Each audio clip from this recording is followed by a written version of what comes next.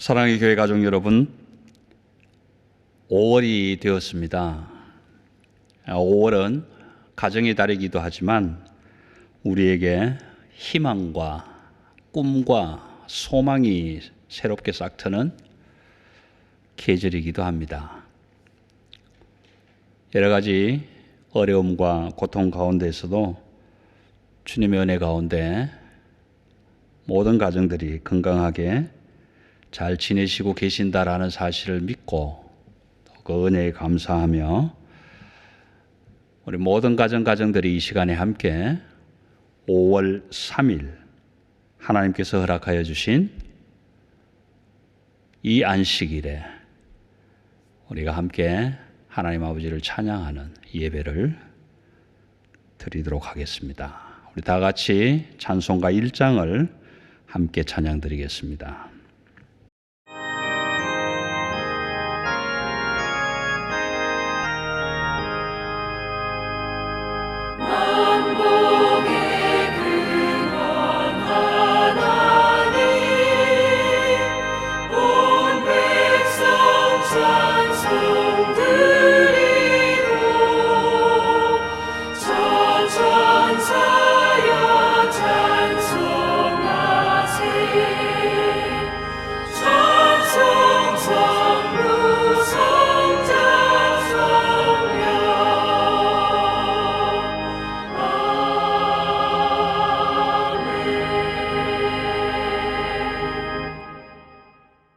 주는 나의 찬송이시오니 나를 고치소서. 그리하시면 내가 낫겠나이다. 나를 구원하소서. 그리하시면 내가 구원을 얻으리이다. 아멘. 날마다 우리에게 생명 주시고 호흡 주시며 기력을 허락하여 주셔서 온 세상이 질병으로 인하여 힘들고 어려워하는 가운데 있지만 그 속에서도 이겨낼 수 있는 힘이 되어주시고 지혜가 되어주심을 감사합니다. 이 아침에도 희망과 꿈과 소망이 새롭게 싹트는 5월의 첫 안식일을 허락하여 주시고 온 가정마다가 함께 손을 모으고 아버지의 이름을 부릅니다. 하늘에 계신 우리 아버지, 하늘에만 계시는 것이 아니라 이 땅에 오셔서 내 마음에 함께 하시는 아버지, 그 아버지를 아빠라 부르며 예배하는 모든 가정들마다에 아버지께서 주시는 안식과 평강이 임하게 하여 주옵소서. 감사를 드리며 우리 주 예수 그리스도의 이름으로 기도드리옵나이다. 아멘.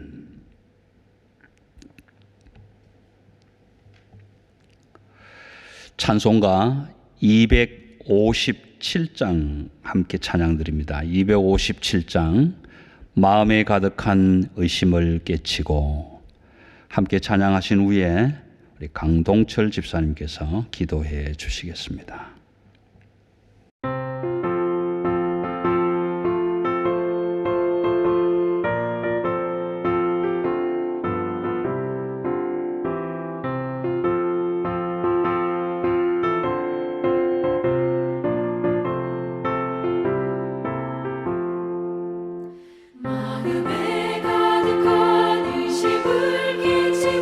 지극히 화평한 마음으로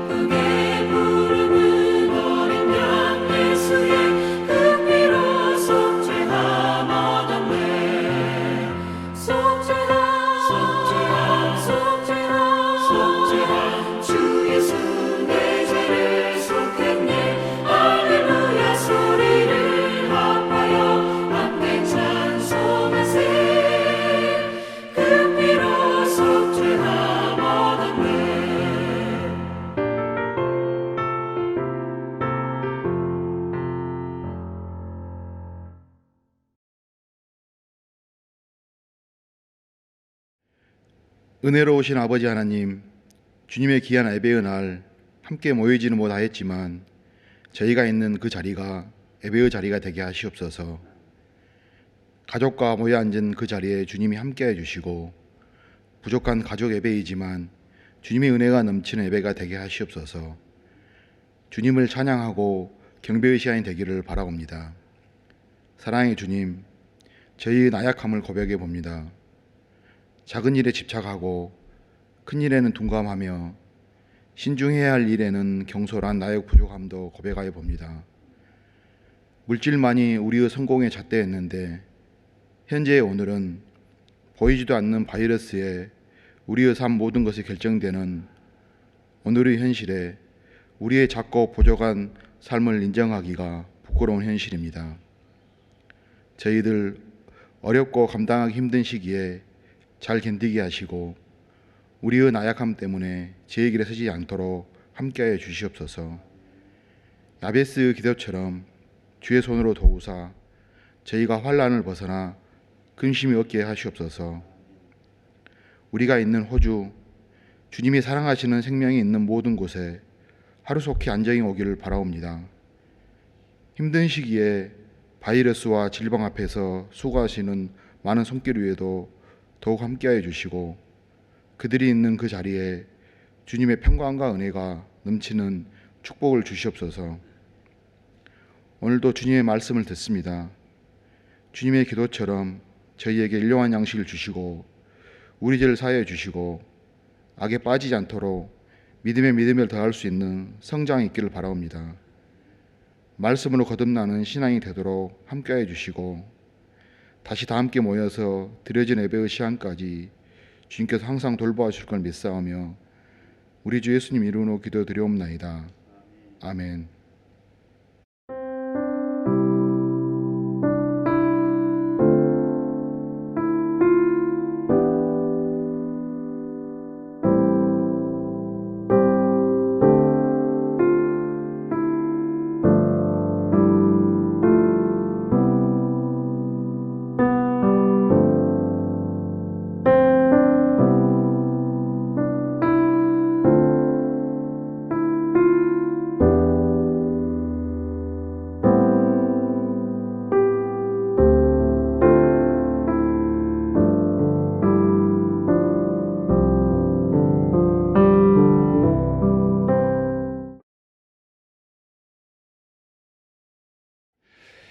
오늘 아침 함께 묵상할 하나님의 말씀입니다.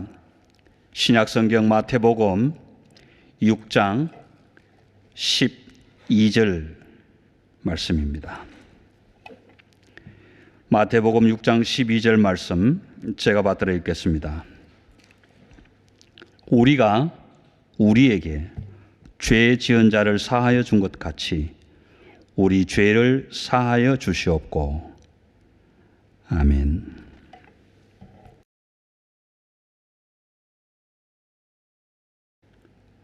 우리는 지금 주님께서 가르쳐 주신 기도의 내용을 묵상하고 있습니다. 먼저는 하나님의 뜻을 구하는 기도, 아버지의 이름이 거룩히 여김을 받으셔야 하고 아버지의 나라가 임해야 하고 하늘의 뜻이 이 땅에서도 이루어질 것을 기도하고, 지난 주일에 우리는 우리들이 구하는 기도 가운데 일용할 양식에 대해서 말씀을 함께 나누었습니다. 누가복음을 기록한 누가에 의하면 한 제자가 예수님께 나와서 요한이 제자들에게 기도를 가르쳐 준 것처럼 예수님께서도 우리에게 기도를 가르쳐 주셔야 되지 않겠습니까? 라고 요청한 그 제자의 요청에 응답하시면서 기도를 가르쳐 주신 내용이 우리가 말하는 주님이 가르쳐 주신 기도입니다. 이 주님께서 가르쳐 주신 기도를 함께 공부해 가면서 이런 생각을 해 보신 적은 있으신지요? 그렇다면 요한은 어떻게 기도를 가르쳤을까? 성경은 요한이 제자들에게 가르친 기도의 내용을 알려주지 않습니다. 또한 바리새인들이나 서기관들 기도의 내용도 사실은 상세하게 기록되어 있지는 않습니다. 그러나 말씀을 통해서 우리가 알 수 있는 것은 바리새인의 기도는 하나님, 나는 이렇게 금식했습니다. 나는 이렇게 예물을 드렸습니다. 그래서 많은 사람들이 보는 광장에서 또는 내거리에서 기도를 했다. 반면에 세리는 사람들 앞에 나설 수도 없는 그런 자신의 모양, 자신의 태도, 자신의 삶을 알고 먼 곳에 꿇어 엎드려 고개를 숙이고 주여 나를 용서하여 주옵소서 나는 죄인입니다. 그렇게 기도했었다는 사실을 우리는 말씀을 통해서 알 수가 있고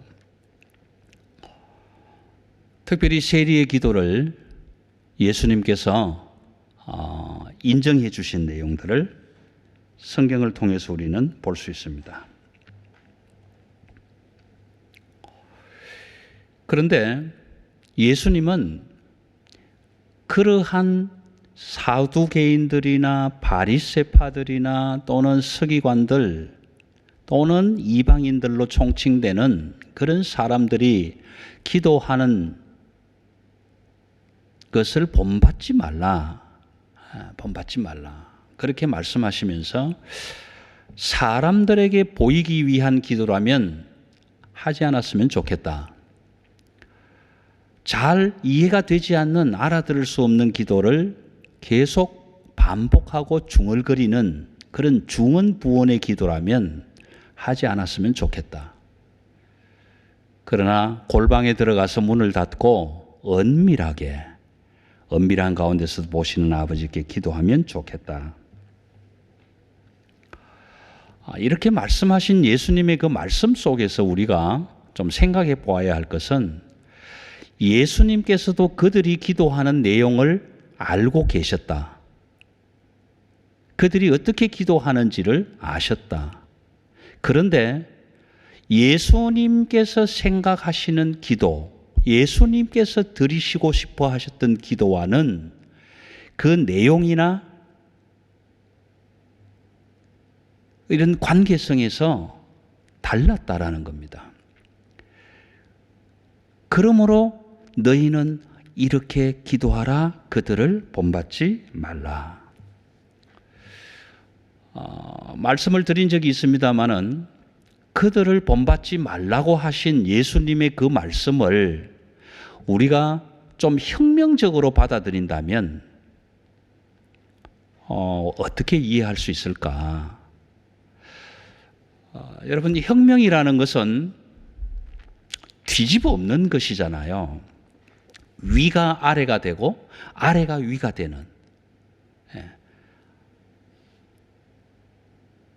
성경적으로 표현을 하자면 하나님이 주인이셔야 하고 우리는 하나님의 백성이며 종들인데 그 종들이 주인이 되고 하나님을 종으로 끌어내리는 이것이 혁명이단 말이에요. 혁명. 예수님께서 바리새인들이나 서기관들 또는 이방인들이 기도하는 내용을 가만히 들여다보았더니 그 사람들의 기도 속에는 하나님의 나라를 구하는 기도가 없고 자기 나라를 구하는 기도만 있었다. 하나님 나라의 양식을 구하는 기도는 없고 이 땅에 육의 양식만을 추구하는 기도만 있었다. 하나님을 주인으로 섬기는 기도가 아니라 내가 주인 되는 나만의 기도를 드리고 있었다. 이런 사실을 보았을 때 예수님의 마음에는 이렇지 않았겠습니까? 저렇게 기도하는데 어떻게 아버지의 나라가 이 땅에 임할 수 있을까?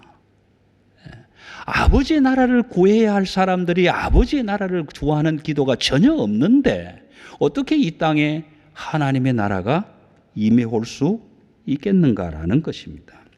그러므로 그들을 본받지 말라고 한 것은 적어도 그리스도인 또는 하나님을 믿고 의지하며 기도하는 사람들에게 그 기도가 하나님이 주인 되심을 인정하고 고백하는 기도가 되었으면 좋겠다. 먼저 하나님의 나라를 구하는 기도가 있어진 다음에 그 하나님의 나라에서 필요한 기도를 우리의 기도로 우리의 간구로 드렸으면 좋겠다. 그런 마음과 생각에서 예수님은 예수님의 방법으로 기도를 가르쳐 주셨습니다.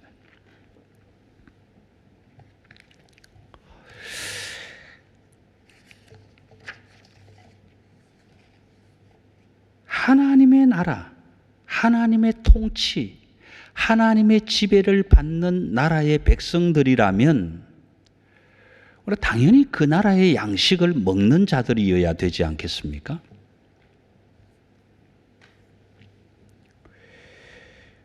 굳이 국가가 양식을 매일 주는 것은 아닐지라도 우리가 한국인으로서 호주에 이민자로 와서 살지만 우여곡절 끝에 이민자의 삶을 청산하고 호주의 국가, 호주 나라 시민권을 얻고 호주 국가의 백성이 되었다면 적어도 그 호주라는 나라가 베푸는 그 안에서 우리가 양식을 먹기 때문에 우리는 이 나라의 백성이 되지 않았나라는 것입니다. 그러므로 예수님이 가르쳐 주신 기도 안에서 첫 번째 하나님의 나라를, 하나님의 뜻을 먼저 구하고 그 다음 우리의 기도 가운데서 첫 번째 양식의 문제가 기도로 나오게 되는 이유는 그 나라의 백성, 하늘나라의 백성은 하늘나라의 양식을 먹어야만 한다라는 기초에 근거하고 있다는 것입니다.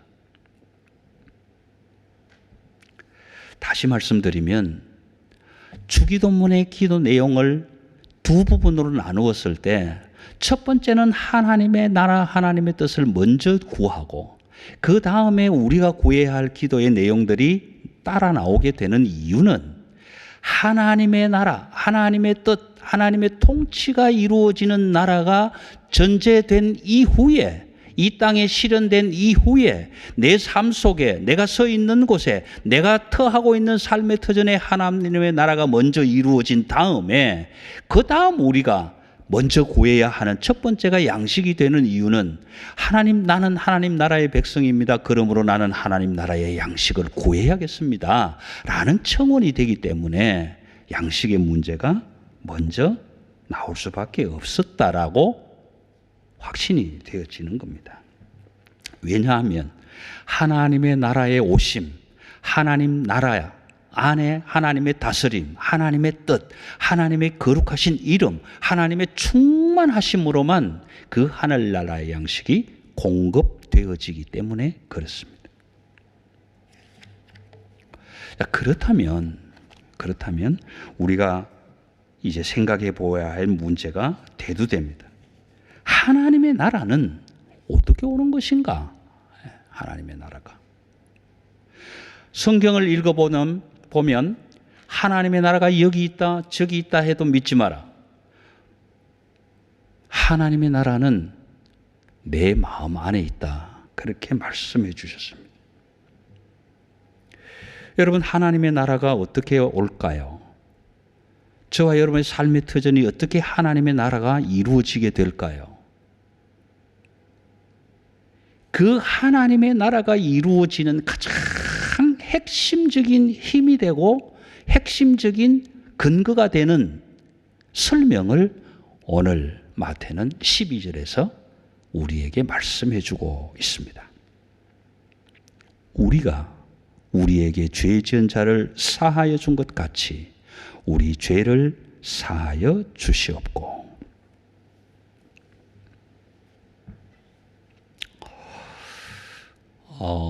법, 하나님의 법, 율법, 율법을 전문적으로 연구한 한 율법사가 예수님께 나와서 질문을 했습니다.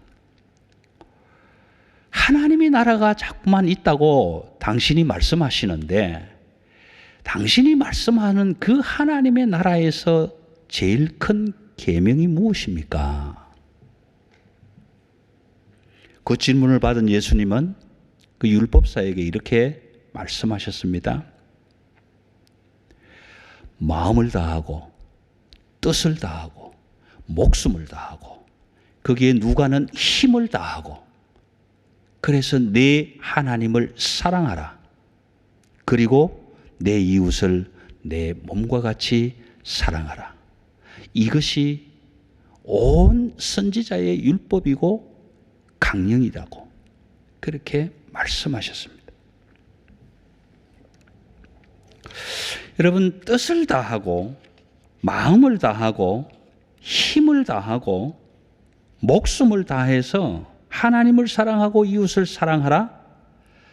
이 말씀은 말만큼 쉽게 할 수 있는 것이 아닙니다.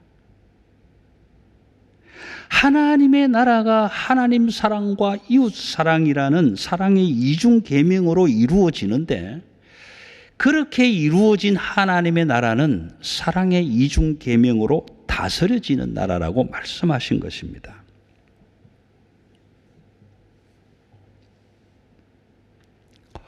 마태복음 6장 24절을 우리가 이미 살펴보았습니다마는 너희가 하나님과 재물을 겸하여 섬길 수 없다 라고 말씀하신 것은 내가 하나님을 선적으로 사랑한다면 재물은 덜 사랑하든지 아니면 사랑하지 않든지 반대로 내가 재물을 사랑하고 그 물질에 노예처럼 살아가려고 한다면 하나님을 사랑하지 않든지 하나님을 멀리하든지 이런 의미잖아요.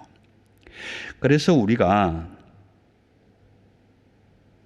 나의 이 땅에서의 육신적인 욕심 또는 육체적인 욕구 또는 세상의 물질적인 안목과 이생의 정욕과 자랑을 그것을 내가 최고로 추구하는 최상의 가치라고 여긴다면 그것을 추구하러 간다면 우리는 때때로 아니요 거의 대부분 영적인 욕구를 무시할 수 있게 된다라는 겁니다. 내가 돈을 벌기 위해서는 하나님께서 말씀하시는 그 마음의 법을 모른 척하고 외면하고 도외시하고 그 육체가 요구하는 세상이 요구하는 명예와 부와 물질을 추구하고 따라갈 수밖에 없는 상황이 되어버린다는 이야기입니다. 이 내용을 조금 더 우리가 구체적으로 좀 깊이 이해할 수 있다면 참 좋겠는데 누가복음 12장과 16장을 읽어보시면 어리석은 부자의 이야기가 소개됩니다. 부자가 땀 흘리고 수고해서 농사를 잘 지어서 소출을 많이 얻어서 창고에 가득 채워놓고 이야 정말 올해 농사 잘 지었다. 이렇게 풍성하게 곡식을 거두었으니 이제부터는 내가 먹고 마시며 즐기자. 그렇게 생각했을 때에 하나님은 이렇게 말씀합니다. 이 어리석은 자야 오늘 밤에 내가 네 영혼을 취하면 그것이 누구의 것이 되겠느냐? 다시 말씀드리면 내가 이마에 땀을 흘리고 엉겅퀴를 걷어내고 가시덤불을 걷어내고 내 힘과 능력으로 땅을 파고 기경해서 농사를 지었는데 거기에서 일어나는 모든 소출이 내 힘과 내 능력으로 얻어졌다는 사실을 알았지만 정작 선인과 악인에게 해를 주시고 빛을 주시고 사계절을 주셔서 그 열매가 맺혀지기까지 역사하신 하나님의 섭리를 모르고 살았다는 거잖아요.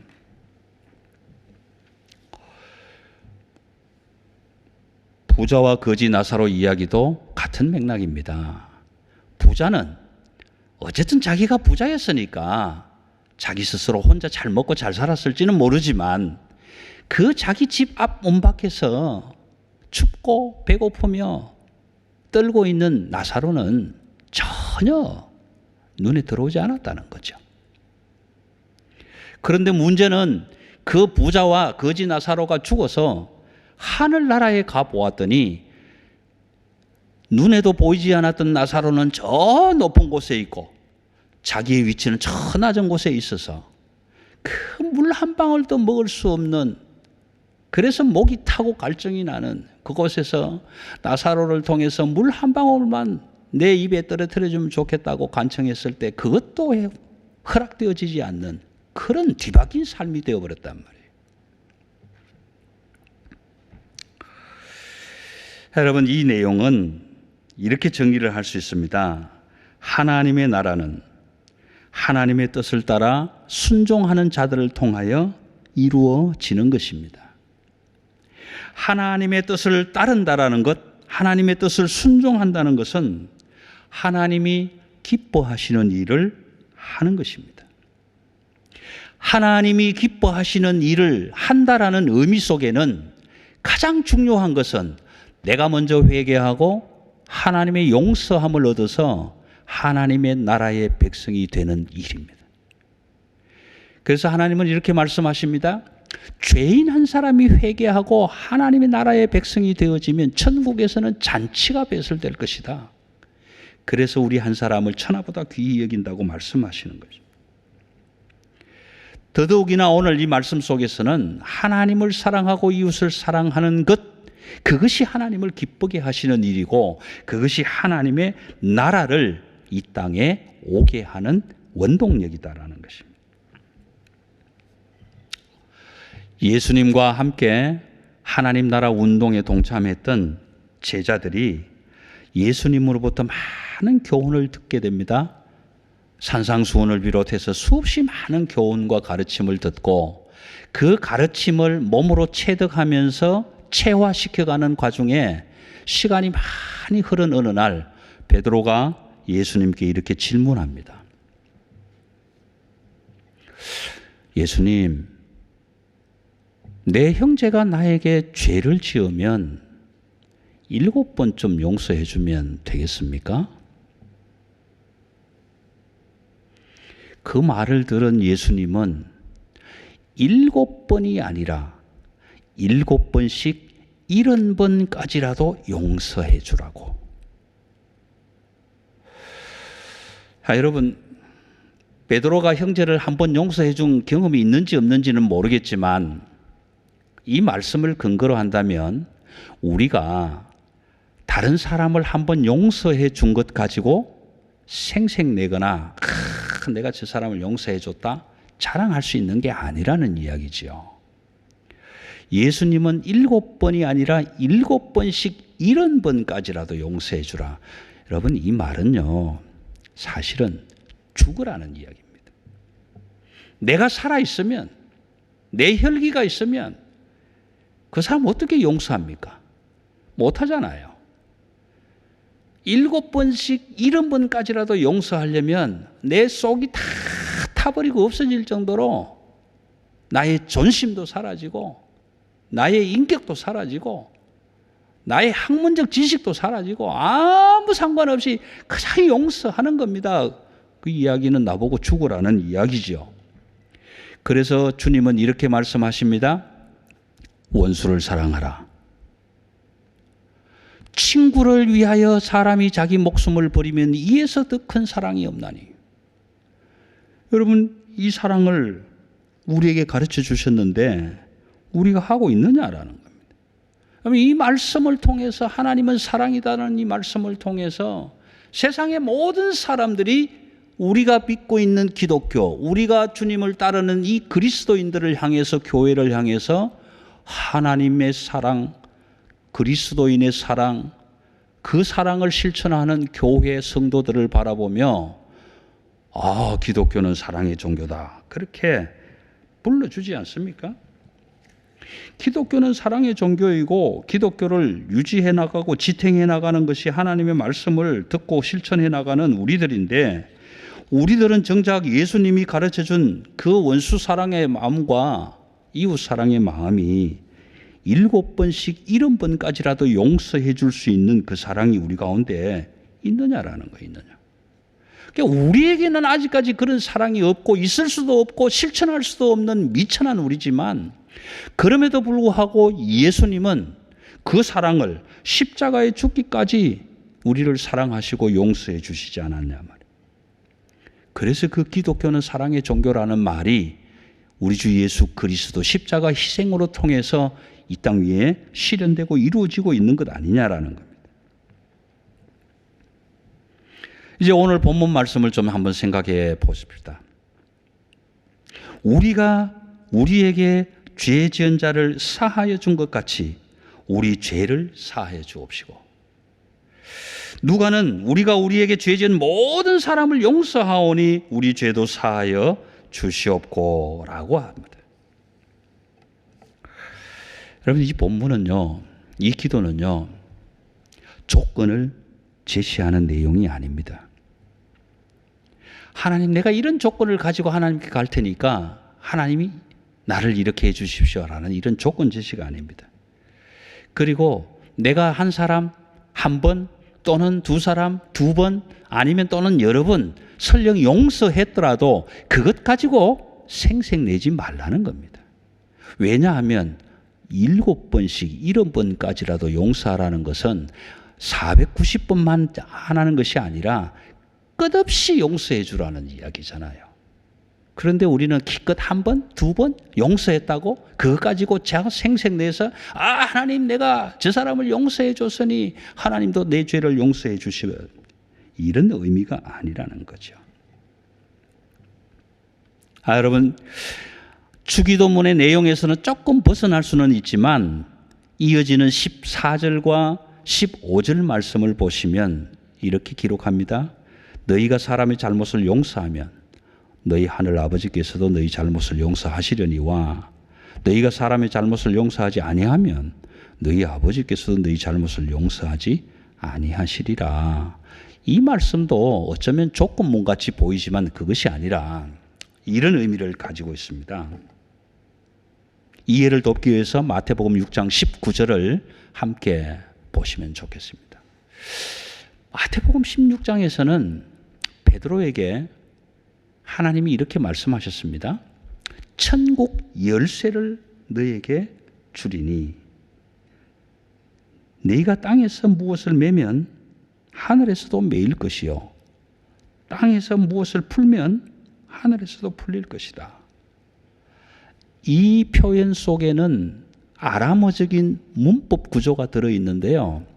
이것을 동시 완료형이라고 이야기합니다. 아람어의 문법 구조가 그렇습니다. 참 많이 고민했는데요. 이걸 어떻게 설명하면 좋을까 고민했는데, 여러분, 우리 자동차가 거의 대부분 오토키잖아요.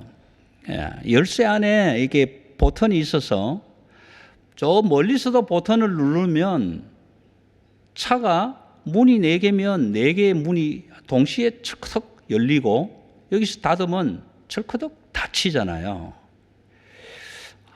이런 의미로 보시면 될 것 같습니다. 내가 땅에서 나에게 죄 지은 자, 우리에게 죄 지은 자를 내가 용서하면 하늘에서도 당연히 내가 지은 죄가 용서되리라. 동시에 완성되리라. 조건이 아니고. 그 다음 또 한 가지 생각해야 할 문제는 마태가 사용하는 죄라는 단어입니다. 물론 누가도 사용하고 있지만 오늘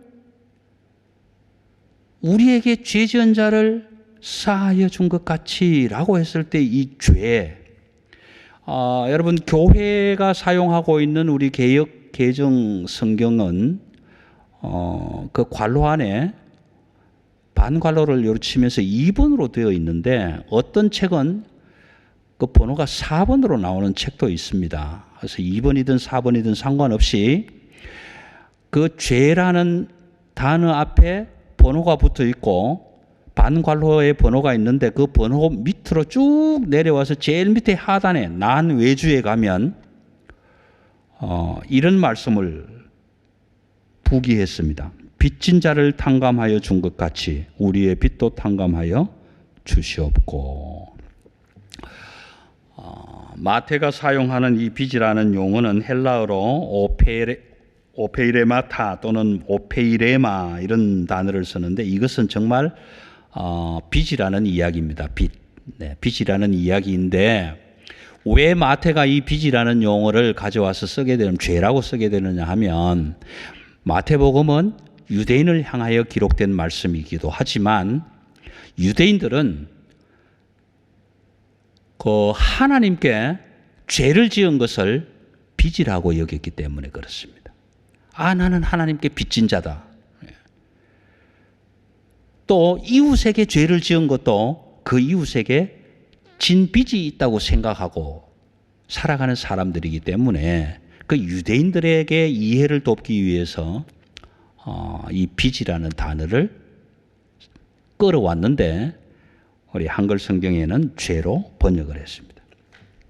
누가는 앞에서는 빚이라는 단어를 쓰고 뒤에서는 죄라는 단어를 쓰고, 그래서 앞에서는 오페이마타, 뒤에서는 하마르티아, 이렇게 서로 다른 단어를, 빚과 죄라는 단어를 다 사용하고 있는 모습을 보게 됩니다.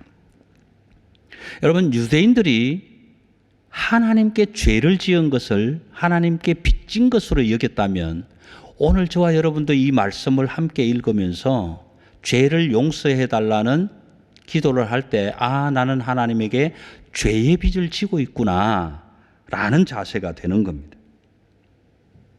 그래서 우리가 우리에게 죄의 빚을 진 자가 있다면 우리가 그것을 사하겠습니다. 용서하겠습니다. 그러므로 그와 동시에 하늘에서 하나님께서도 우리의 죄가 용서될 수 있게 해 주십시오.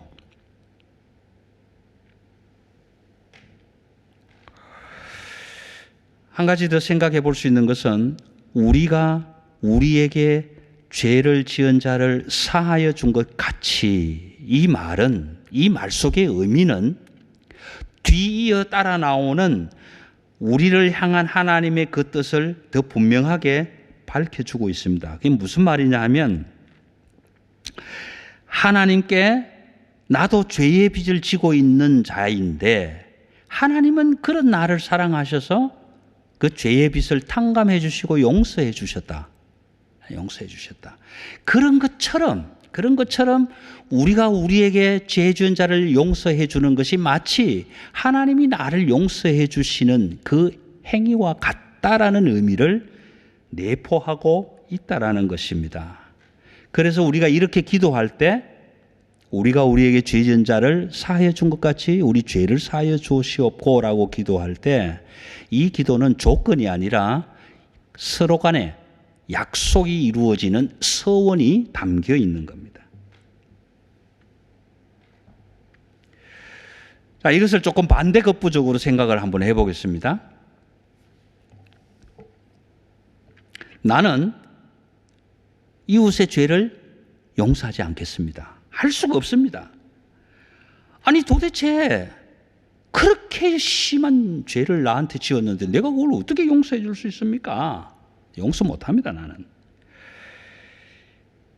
자, 내가 이웃의 죄를 용서하지 않는다면 하나님도 내 죄를 용서하지 않을 것입니다. 그 이야기는 하나님 사랑, 이웃 사랑이라는 하나님 나라의 이중 계명을 따르지 않겠다는 이야기입니다. 하나님 사랑, 이웃 사랑이라는 그 이중 계명을, 그것으로 통치하는 하나님의 다스림을 받지 않는다라는 이야기는 하나님의 나라가 올 필요가 없고 올 수도 없고 인정하지 않는다라는 이야기. 하나님의 나라를 인정하지 않는다는 것은 나는 그 나라의 백성이 아니라는 겁니다. 내가 그 나라의 백성이 아니라는 것은 하나님의 이름을 거룩히 여기지 않겠다는 이야기입니다. 여러분, 그래서 예수님은 너희는 그들을 본받지 말라. 하나님의 나라가 먼저 이루어지고 하나님의 뜻이 먼저 이 땅에 실현되기를 위해서 기도하고, 그 하나님의 나라가 내 삶의 현장에 이루어졌을 때 하나님의 나라의 백성된 자로서 하늘 양식을 구하라. 그리고 오늘 12절의 이 본문 말씀은 우리가 우리에게 죄 지은 자를 사하여 준 것 같이 우리 죄를 사하여 주시옵고 라고 기도할 때마다 하나님의 나라를 오게 하는 시간을 앞당길 수 있다라는 겁니다. 하나님의 나라가 이 땅에 이루어지면 이 죄사함의 일이 다 이루어질 텐데 그것을 우리가 자주 실현하고 끝까지 실천하고 삶 속에서 항상 그렇게 살아야 내가 사는 삶의 현장에 하나님의 나라가 올 텐데 이걸 실행하지 않겠다면서 어떻게 하나님의 나라가 오기를 우리가 기도할 수 있겠는가라는 것입니다. 여러분, 그럴 때 우리는 이런 각성을 한번 했으면 좋겠습니다. 주님께서 우리에게 이런 기도를 가르쳐 주신 것은 하나님의 나라가 이 땅에 임하게 하실 것인데 그 이전에 내가 살고 있는 자리, 내가 살고 있는 터전, 내가 살고 있는 가정, 내가 살고 있는 모든 반경 안에 이 하나님의 나라가 이루어졌을 때 내가 구할 수 있는 기도가 양식을 구하는 기도일 뿐만 아니라 그 하나님의 나라가 더 빨리 이루어지기 위해서 기도할 수 있는 하나님 나라의 오심을 더 빨리 앞당길 수 있는 기도가 바로 오늘 12절 말씀의 기도라는 겁니다. 왜요? 그것이 하나님의 다스림이기 때문에 그렇습니다. 하나님이 가장 기뻐하시는 일이기 때문에 그렇습니다. 하나님이 가장 기뻐하시는 일은 하나님을 사랑하고 이웃을 사랑하는데 가장 먼저 내가 먼저 회개하고 하나님의 용서를 받고 하나님 나라의 백성이 되는 것, 그것이 하나님 나라의 오심을 가장 앞당길 수 있는 나라다. 그래서 하나님은 회개하라 천국이 가까이 왔느니라. 하나님의 나라가 손 닿는 곳에 와 있다. 어떤 영어 성경에는 그렇게 표현하고 있습니다. The kingdom is at hand. 하나님의 나라가 손 안에 와 있다. 손 닿는 곳에 와 있다. 그런데도 불구하고 우리는 이웃을 용서하지 못하겠다. 그러니 하나님, 그러면서 나는 용서를 받기 원한다. 나는 용서 못해도 하나님 나를 용서해 주십시오. 이게 말이 되냐라는 거예요. 하나님께서 가장 기뻐하시는 일, 이 일은 이 땅의 모든 사람들이 말씀드린 것처럼 가장 먼저 해야 될 일, 회개하고 하나님께 죄의 빚을 가진 모든 자들은 하나님 앞에 이 죄의 빚을 다 청산하고 탕감받는 용서함의 회개를 받고 하나님 나라의 백성이 되는 겁니다. 이것이 하나님이 가장 기뻐하시는 일입니다. 자, 이렇게 하지 못한 한 예를 누가복음에서는 소개합니다. 누가복음 18장으로 기억합니다. 베드로가 용서에 관한 질문을 하고 난 다음에 거기에 따른 예화를 하나 말씀해 주시는데 10,000달란트 빚을 탕감받은 종에 대한 이야기를 합니다. 한 종이 10,000달란트를 용서받았습니다. 예. 그 10,000달란트를 용서받았으니까 얼마나 기쁘고 즐거웠겠냐고요. 그런데 그 10,000달란트의 빚을 다 탕감받고 기분 좋게 나가다가 자기에게 100달란트 빚진 자를 만났습니다. 그러면 여러분 100달란트? 아이 그거 뭐 10,000달란트도 용서받았는데 됐어 안 갚아도 돼 이럴 수도 있잖아요. 그런데 그 10,000달란트를 용서받은 자는 100달란트 옆 빚진 자를 멱살을 잡고 하는 말이 빨리 갚아라. 이거 안 갚으면 내가 감옥에 집어넣을 거다. 이렇게 얘기했다는 거예요. 그런데 그 현장을 옆에 있는 종들이 보고 주인에게 가서 고했습니다. 주인님, 이 사실은 10,000달란트 용서해 준 그 종이요. 나가다가 100달란트 빚진 자를 만났는데 그거 안 갚으면 감옥에 쳐넣겠다고 막 멱살을 잡고 그랬습니다. 그랬더니 그 주인이 그 10,000달란트 빚진 자를 향해서 참 무익한 종이라고, 쓸데없는 종이라고, 내가 기뻐하지 않는 종이라고. 여러분, 오늘 12절의 이 본문의 말씀의 기도. 하나님께 죄의 빚을 지고 있는 모든 자들은 먼저 회개하고 용서함 받는 하나님의 나라, 하나님의 다스림이 내 삶 속에 임하기를 먼저 기도하고, 그런 연후에 우리도 그 나라의 양식을 먹고 그 나라의 다스림을 받아야 할 뿐만 아니라 그 나라의 법대로 살아서 내게 잘못하고 내게 죄 지은 자도 용서하고, 그러므로 인해서 동시에 하늘에서도 그 매인 것이 풀려지는 이 일이 나를 통하여 일어날 때 하나님은 가장 기뻐하신다고 말씀해 주셨습니다. 우리 옛날 오래전에 선배 목사님들은 이런 교훈을 가지고 살았습니다. 아생 교회사, 아사 교회생. 내가 살면 교회가 죽고 내가 죽으면 교회가 산다. 내가 살면 하나님의 나라는 아직도 오지 않고 내가 죽으면 하나님의 나라가 임하게 된다라는 의미일 것입니다. 사랑하는 성도 여러분, 어렵고 힘든 시대입니다. 어느 누구도 다른 사람의 잘못을 용서해 주고 싶어하는 마음 없이 살아가는 시대이기도 합니다. 또한 내가 잘못하면 내가 내 잘못을 스스로 고백하고 용서받는 것이 아니라 나도 모르게 누군가를, 한 사람을 꼭 희생양으로 만들어서 그에게 죄를 다 전가하고 뒤집어 씌우는 이런 시대, 윤리도덕이 바닥에 떨어진 시대에 우리는 살고 있습니다. 이런 시대 속에서 우리마저도 하나님의 나라, 하나님의 뜻이 이루어지기를 구하지 않는다면 누가 하나님의 나라가 이 땅에 임하기를 기도할 수 있겠습니까? 그러므로 오늘 저와 여러분은 주님께서 가르치신 기도 가운데 새로운 전환점으로 다가오는 이 12절 말씀의 기도를 날마다 아버지 앞에 드려서 이 땅에서 매인 것이 풀어질 뿐만 아니라 하늘에 매인 것도 풀어지는 하나님의 은혜가 임하게 되기를 바랍니다. 우리 12절 말씀을 기도하는 마음으로 함께 한마음 한뜻으로 읽고 마치겠습니다. 함께 하겠습니다. 우리가 우리에게 죄 지은 자를 사하여 준 것 같이 우리의 죄를 사하여 주옵소서. 아멘.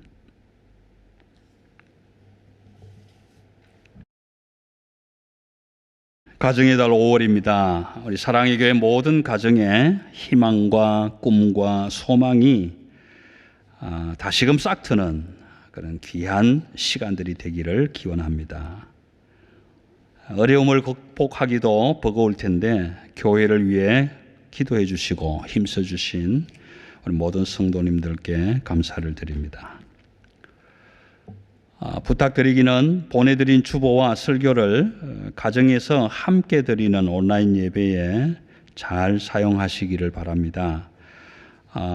원고의 내용대로 똑같이는 아닐지라도 다소 좀 다른 부분이 있겠지만 그럼에도 보내드리는 이 설교 원고를 한 두세 번씩 좀 읽어보시고 또 함께 말씀을 들으시면 하나님의 은혜가 더 크게 다가오지 않을까 생각됩니다. 건강 지키기와 전염병 확산 방지를 위한 기초수칙 잘 지켜주셔서 지금 많이 좋아지고 있는 상황이라고 하지 않습니까? 앞으로도 계속해서 협력해 주셔서 빠른 시간에 이 어려운 고비가 지나가고 함께 하나님이 집에 모여서 기도하고 찬양하고 교제하는 시간이 앞당겨질 수 있도록 협력해 주시면 좋겠습니다. 우리 여전히 어려움을 겪고 있는 이웃 나라와 열방들을 위해서도 지속적으로 기도해 주시면 감사하겠고요. 5월에 생일을 맞이하시는 분들 위해서도 기도하실 때 꼭 함께 기도해 주시면 감사하겠습니다. 이제 우리 가정마다 온 집안 식구들이 함께 격려하고 위로하고 하나님의 은혜 주심을 감사하면서 또 다가오는 한 주간도 이 하나님의 은혜 안에 머무르기를 서로 다짐하는 좋은 시간이 되었으면 좋겠습니다. 사랑합니다. 축복합니다.